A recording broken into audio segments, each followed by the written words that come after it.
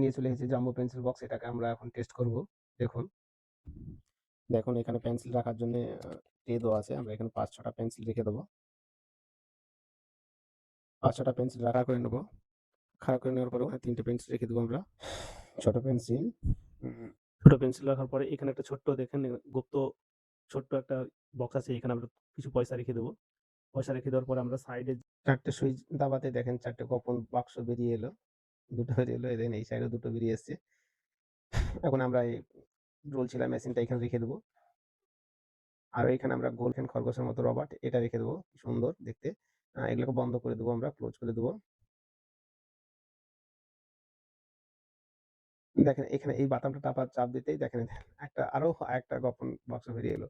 এখানে আমরা গুটি কয়েক পেন্সিল রেখে দেবো, কালার পেন্সিলগুলা। দেখতেছেন কত সুন্দর কালার পেন্সিল। এগুলাকে এখানে রেখে দেবো।